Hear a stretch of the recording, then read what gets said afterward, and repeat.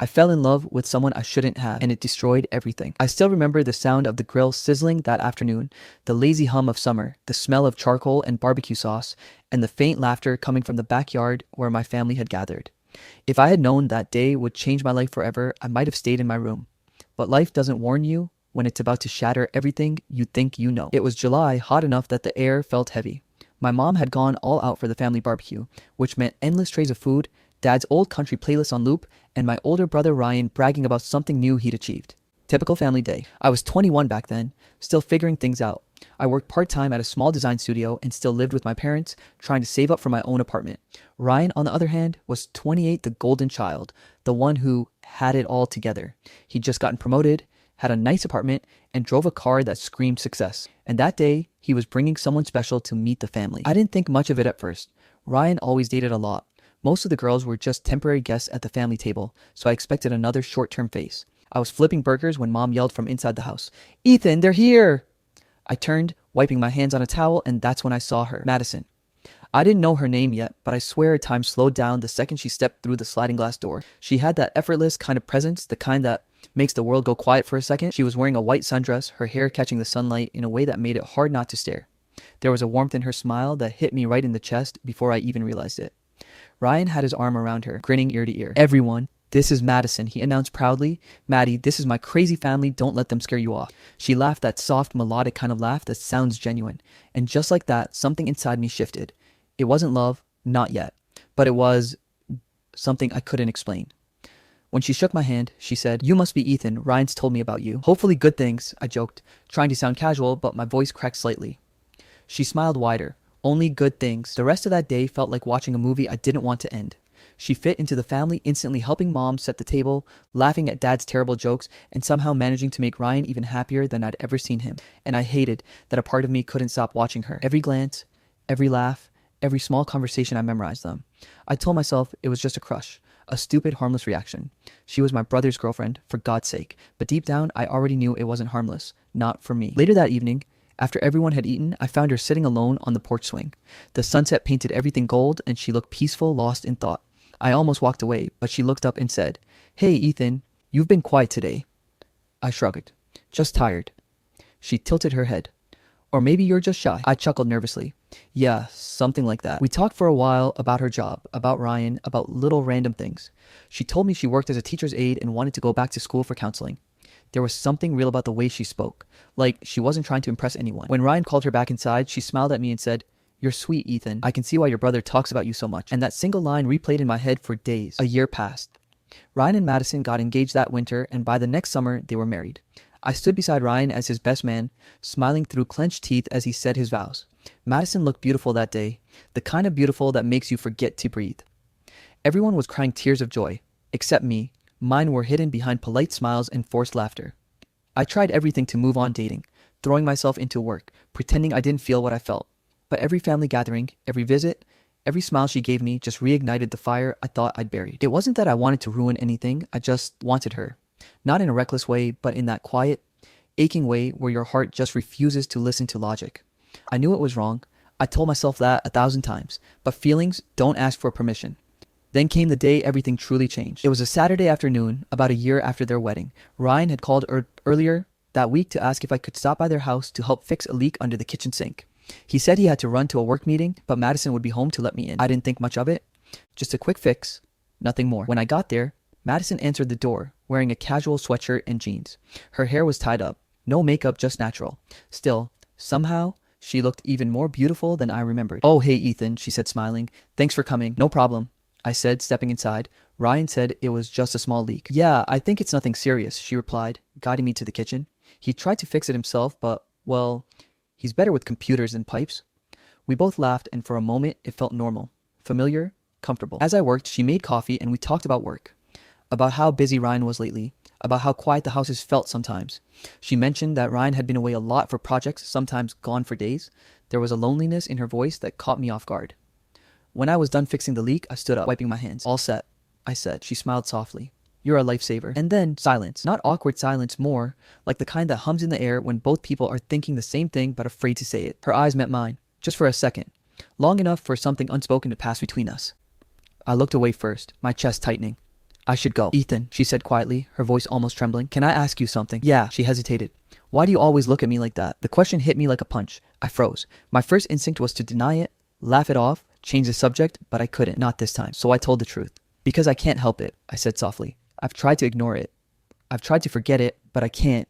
I know I shouldn't feel this way. I know you're with Ryan, but I can't pretend anymore. Her eyes widened. Shock, confusion, disbelief all at once. She took a small step back, shaking her head. Ethan, no, you can't. You shouldn't say that. I know, I said quickly, my voice breaking. I know it's wrong, but I needed you to know. I'm sorry, Madison. I can't keep pretending it's nothing. She looked torn, her hands trembling. You need to go, she whispered. Madison, please, she said louder this time, her eyes glassy with tears. Just go, Ethan. And that was it. I grabbed my jacket, heart pounding, shame burning in my chest. I wanted to say something else to take it all back, but there was nothing left to say. As I walked out the door, I caught one last glimpse of her standing there, holding herself. Her expression, a mix of anger and something else I couldn't name. I got into my car and sat there for a long time, staring at the steering wheel, feeling like the world had just collapsed on top of me. For the first time in my life, I hated myself truly, deeply hated myself. I had crossed a line I could never uncross. I had told my brother's wife that I was in love with her. And the worst part, a small, selfish part of me was relieved. Because even if it ruined everything, at least she finally knew the truth. That night, I couldn't sleep. Every word replayed in my head, her expression, her trembling voice, the way she said my name like it hurt to speak it. I knew I'd probably never be welcome in their house again. I knew Ryan would hate me if he ever found out.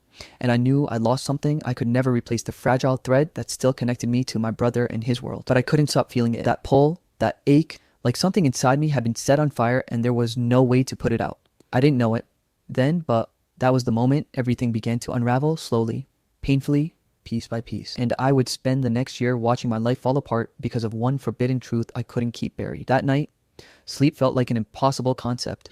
My mind was spinning, my chest felt heavy, and the silence in my apartment was unbearable. Every few seconds, I'd replay it the way Madison's face changed when I confessed, how her voice trembled when she told me to leave, the hollow sound of the door closing behind me. I'd never felt smaller in my life. I kept thinking, what have I done? It was supposed to be a normal day, fix a pipe, help my brother, not destroy the thin thread of peace that existed between us. I paced my living room for hours. My hands kept trembling every time I thought about Ryan, what he'd say if he knew. The word betrayal echoed in my head like a curse.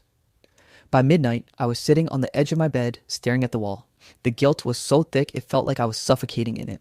I thought about texting Madison, apologizing again, saying I didn't mean it even though I did. But what could I possibly say that would make it better? Nothing. So I just sat there, my mind drowning in noise until a sound pulled me back to reality. Knock, knock. At first, I thought I imagined it. It was nearly 1 a.m. Who would come to my place at this hour? I waited. Then it came again softer, but real. Knock, knock. I got up slowly, heart hammering. I looked through the peephole and for a second I thought I was hallucinating. Madison, standing there in the hallway, wearing a long coat over what looked like casual clothes, her hair slightly messy, eyes red like she'd been crying. I froze. Every instinct screamed that this was wrong. Don't open the door, Ethan. Just walk away, end it here.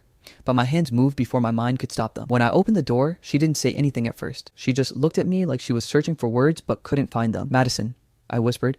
What are you? Can I come in? She interrupted, her voice quiet, shaky. I stepped aside without thinking. She walked in, arms crossed, her whole body tense. The air between us felt thick, electric, almost dangerous. I shouldn't be here, she said after a moment. I know, I said, but you are. That made her look up at me, a flicker of something in her eyes I couldn't read. I've been trying to make sense of what happened, she whispered. I told myself you were just confused, that you didn't mean it. I did mean it, I said quietly. Every word. She took a sharp breath, like that hurt to hear. Ethan, you can't say things like that. You can't. I know, I said, cutting her off, but it's the truth, and you deserve the truth. Silence. The kind that stretches until it feels like time has stopped. Finally, she said, do you think you're the only one who's confused? My chest tightened. What do you mean? She hesitated. You think it's been easy for me? Pretending like I don't notice the way you look at me? The way something changes in the air every time we're in the same room? I couldn't breathe. Her eyes were glassy, her lips trembling slightly as she whispered, I hate that I feel this way. I hate that I even let myself come here. But I couldn't stop thinking about you, Ethan. Not after today. The words hit me like lightning. I took a small step forward. Then why are you here? She shook her head, almost laughing through tears. I don't know. Maybe I wanted you to tell me it's not real. Maybe I wanted to see you and realize I was just imagining it. Are you? I asked softly. Her voice broke. I wish I was. We stood there, inches apart, hearts pounding in sync, the air trembling with everything we weren't supposed to feel. She whispered, this is wrong. I know, I said, but neither of us moved. It felt like gravity itself was pulling us together, two people trying to resist something inevitable. And then slowly, she reached out. Just her hand brushing against mine, barely a touch, but it felt like setting off a spark in a room full of gasoline. She looked up at me with tears in her eyes, and I could see the battle in her expression: guilt, fear, longing. I whispered, "Madison, don't," she said softly, her voice shaking.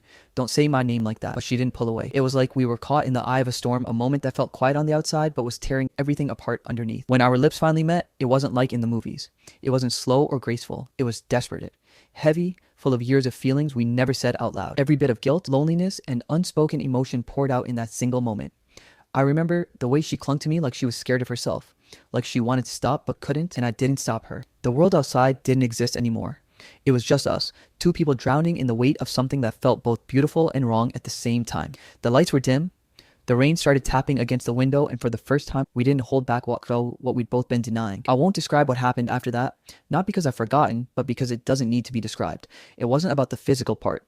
It was about everything that led to it. Every silent look, every night of guilt, every moment of pretending. It was the breaking point. When it was over, the room was quiet again, except for our breathing. Madison sat up slowly, wrapping her coat tighter around herself. Her face was unreadable sadness, regret, exhaustion, all blending together. I tried to say something, but the words got stuck in my throat. She finally spoke, barely above a whisper. "I don't know what this means." "I don't either," I said honestly. She nodded, eyes fixed on the floor. "Ryan can never know." I swallowed hard. "He won't, I swear." For a long moment, she didn't move. Then she stood, walking toward the door. Before she opened it, she turned back to me. Her voice was trembling. "Ethan, this can't happen again." I nodded, but we both knew promises like that never last. She opened the door, paused like she wanted to say something else, then whispered, "I'm sorry." And just like that, she was gone. The door clicked shut, leaving me alone in the echo of everything that had just happened. I sat there for a long time, staring at the spot where she'd stood, the faint scent of her perfume still hanging in the air. I should have felt satisfied or happy or something, but all I felt was hollow, like I just gained the one thing I wanted most and lost everything else that ever mattered. That night changed everything. Not because of what we did, but because of what it meant. Once you cross a line like that, there's no going back. And deep down, I knew it was only a matter of time before the rest of my world caught up with the mistake I just made. You know how people say guilt eats you alive? They're wrong. It doesn't eat you, it sleeps beside you. It whispers in your ear when you try to rest, reminding you of everything you shouldn't have done and everything you still want to do again. That was my life for nearly a year. After that night, the night Madison showed up at my door, I tried to pretend it never happened. I deleted her number. I avoided her house. I convinced myself it was a moment of weakness, a storm that would pass. But storms don't pass when you're standing in the rain. It started small. A text from her 2 weeks later. "We need to talk." I stared at that message for hours. My thumb hovered over the screen like it was a trigger. I should have ignored it. I should have blocked her. But instead, I replied, and that's how the second chapter of our disaster began. We met at a quiet coffee shop on the edge of town, one where no one from our families ever went. She wore a baseball cap, her hair tied low, sunglasses too big for her face. I almost laughed when I saw her. She looked like someone hiding from paparazzi. But when she sat down, all I could think was how beautiful she looked even in disguise. "Ethan," she whispered, her voice trembling, "we can't keep pretending that night didn't happen." I swallowed hard. "I know." She leaned in, eyes full of something between fear and longing. "I've tried to hate you for it. I can't." That was the first time I realized we weren't going to survive this quietly. Weeks turned into months. We created a rhythm, one built on guilt and stolen moments. I'd see her in passing at family dinners, pretending not to look. Then, 2 days later, I'd get a message. "Ryan's gone for the night." And that was all it took. We never said what we were doing out loud. We didn't have to. It was like our hearts were holding a secret language, one built on danger and denial. Sometimes she'd cry after I'd leave. Sometimes I'd drive home and pull over on the side of the road just to scream into my steering wheel. Because as wrong as it was, as terrifying as it felt, I couldn't stop loving her. Madison would tell me stories about Ryan, how he was busy, distant, consumed by work. "He's good to me," she'd say softly, eyes down. "He's just not you." And that line always tore me apart. I was the mistake she kept choosing. The secret she couldn't let go of. We'd meet in the most ordinary places, a park bench, an empty library corner, once even in her car under the cover of rain. There was no glamour, no fantasy, just two people drowning quietly in something that shouldn't exist. Each time, the fear grew heavier. One wrong move and everything would explode. It's crazy how quickly guilt becomes routine. You start rationalizing things. He's working late. She's unhappy. We're careful. Until one day, you stop realizing how close you are to the edge. The day it happened was supposed to be just another secret.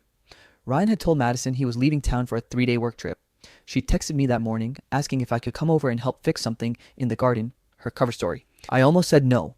Something in my gut told me not to go, but love makes you ignore warnings that feel like whispers from your future self. When I got there, the air felt heavy, the kind of stillness before a storm. Madison greeted me at the door with a nervous smile. "He just left an hour ago," she said softly.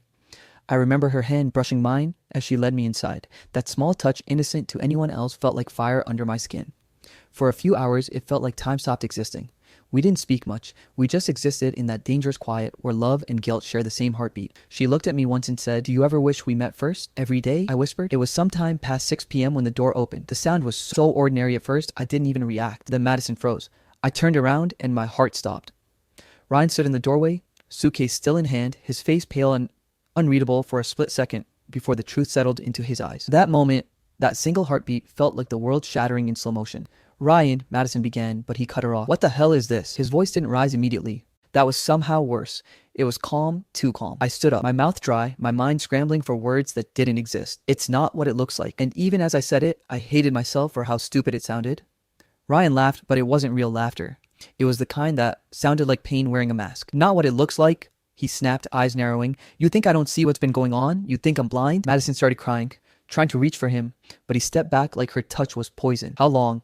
he demanded, looking at her. "Ryan, please." "How long, Madison?" She didn't answer, and that silence said everything. His eyes shifted to me. The look he gave me wasn't just anger, it was betrayal carved into his soul. "My own brother," he whispered. "You?" There was nothing I could say. Nothing that would ever fix this. He stepped closer, his voice breaking. "You could have taken my money, my job, my pride, anything. But her?" Madison sobbed quietly, collapsing onto the couch. "And me?" I just stood there, feeling the weight of every choice I'd made crashing down at once. Ryan didn't hit me.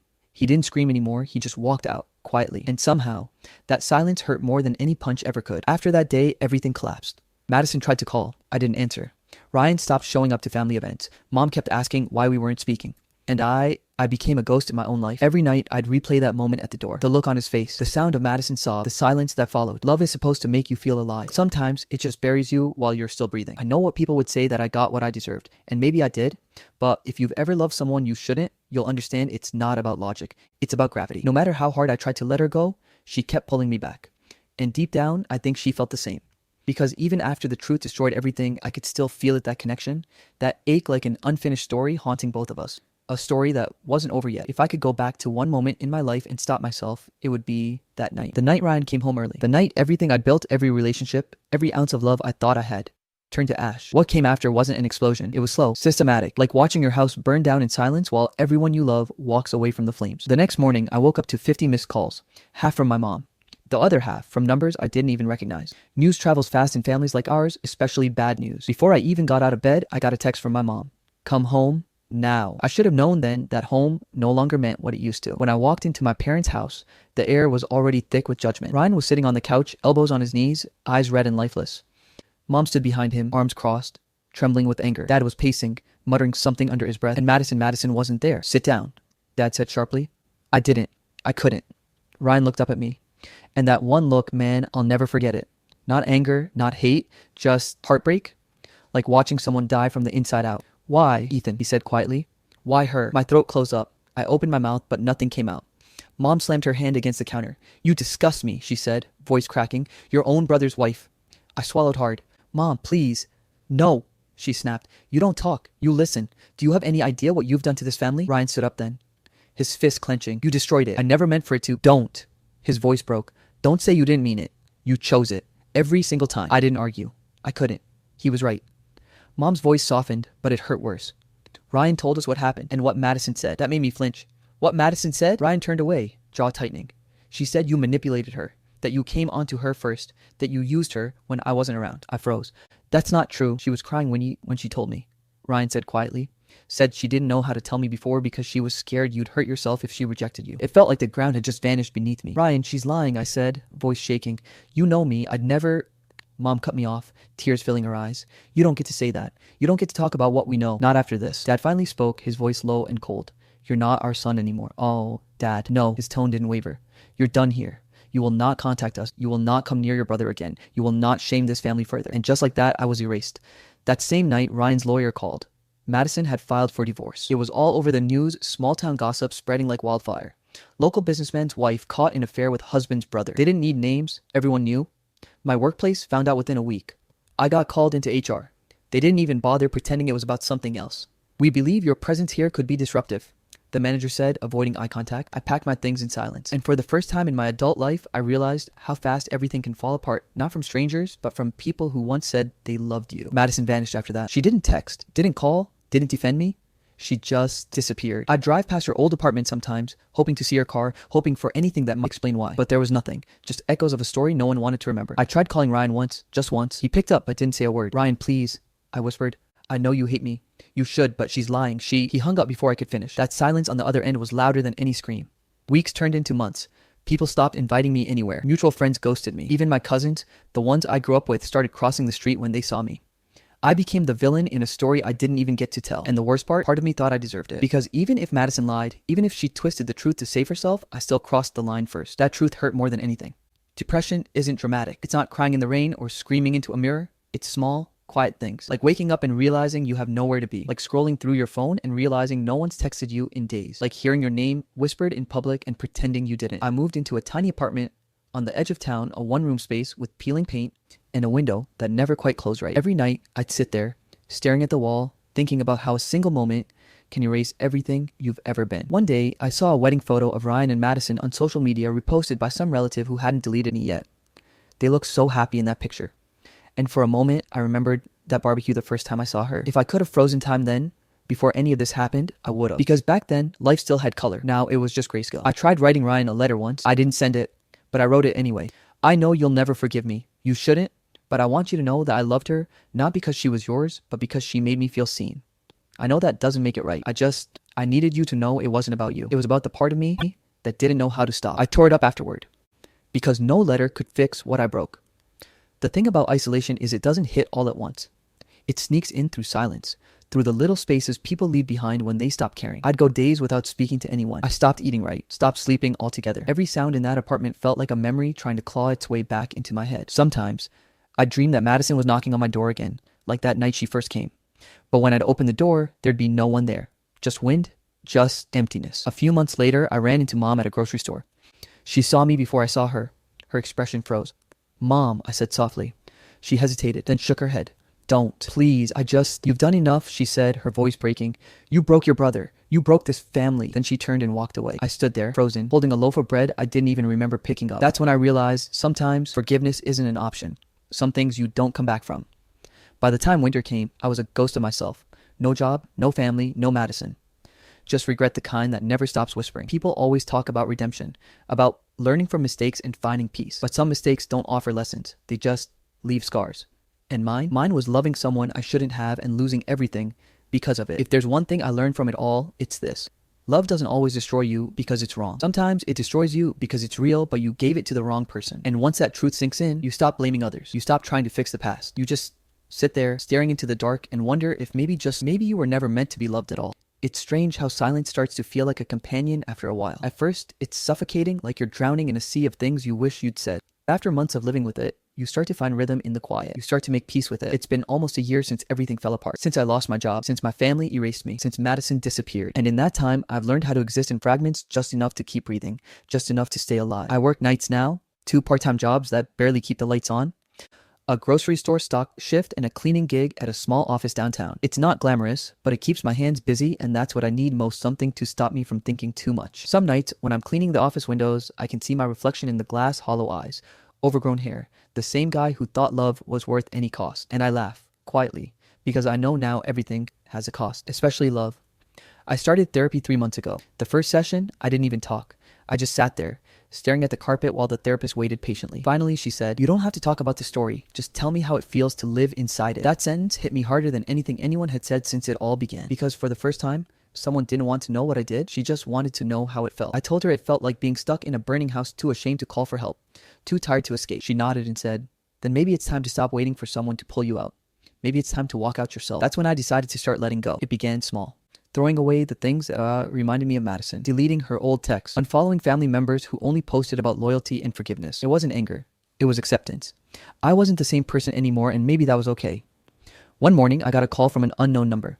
At first, I ignored it, but it kept ringing again and again. When I finally answered, the voice on the other end said, "Ethan, this is Carla from your old job.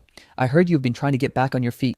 Carla had been one of the few people at my old company who didn't look at me like I was radioactive. "I have a friend who's hiring overseas," she continued.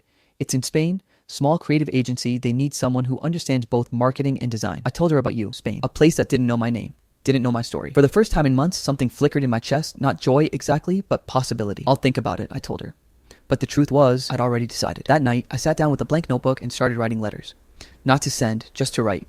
One to my parents, one to Ryan, and one to myself. The first letter was to Mom and Dad. I know you'll probably never read this, and maybe that's for the best. I want you to know I understand why you cut me off. What I did, it broke every rule you ever taught me. But I also want you to know that I'm not writing for forgiveness. I'm writing because I don't want the last thing you remember about me to be silence. I'm trying. I've made mistakes that will follow me forever, but I'm trying to be someone better than the person who made them. I still love you, both of you, even if I never hear it back. I folded it neatly and set it aside. The second letter was harder. It was for Ryan. You once told me I was your best friend before I was your brother, and I destroyed that. I know I did. I won't defend myself. I won't say Madison lied, even though she did. Because the truth is, I crossed a line that should have never existed. You loved her, and I betrayed that love. I don't expect forgiveness, but I hope one day, when the anger fades, you'll remember that I never wanted to hurt you. I just didn't know how to stop hurting myself. I hope you find peace, even if I never do. When I finished, my hands were shaking. That letter took something out of me. I stared at it for a long time before folding it and placing it beside the first one. The last letter was from me. Ethan, you spent so long drowning in guilt that you forgot what it felt like to breathe. You thought punishment was the only way to make things right, but all it did was chain you to the past. You don't owe anyone redemption. You just owe yourself a chance to live again. This isn't where your story ends, it's just where you stop looking backward. I signed it simply, me. And for the first time in years, I cried. Not the loud, desperate kind of crying that tears you apart, but the quiet kind that cleans you out. Over the next few days, I started preparing for Spain. It wasn't an impulsive escape. It was a conscious decision to rebuild, even if no one was watching. I got my passport renewed, sold the few things I still owned that mattered, packed everything else into one suitcase. It felt surreal. Like I was shedding my old life one object at a time. A week before my flight, I went for one last walk through town. The same town where everyone once knew me, now just a place full of strangers. At the park, I saw a couple sitting on a bench laughing together. They reminded me of Ryan and Madison in their early days, and for the first time the thought didn't hurt. Because maybe love wasn't evil. Maybe we were just too broken to handle it right. The night before my flight, I placed the 3 letters on my desk, neatly stacked. No one might ever read them, and that was okay. They weren't meant for anyone else. They were my way of saying goodbye. Goodbye to guilt. Goodbye to regret. Goodbye to the version of me that couldn't let go. The next morning, I stood at the airport gate, watching planes rise into the clouds like pieces of other people's stories. My chest felt lighter than it had in years. When the boarding call echoed, I took a deep breath, picked up my bag, and whispered to myself, maybe love wasn't meant to be mine, but peace. That I can still find. And for the first time, I believed it. As the plane lifted off, I looked out the window at the shrinking city below. Every memory, every mistake, every ghost I'd carried fading into distance. Spain wasn't a new life. It was just life again. A chance to start over, not as the man who ruined everything, but as the man who learned how to rebuild. Epilogue, optional for YouTube or Reddit caption. Sometimes, love isn't meant to last forever. Sometimes, it exists just long enough to teach us what we're capable of surviving. And in the end, survival is its own kind of redemption. Alright, that's it for today. I hope you enjoyed this story. We have so many more amazing stories coming your way, so make sure you hit that subscribe button. Our goal is to reach 100K subscribers by the end of this year, and we'd love for you to be part of this journey. Thanks for watching, and I'll see you in the next story.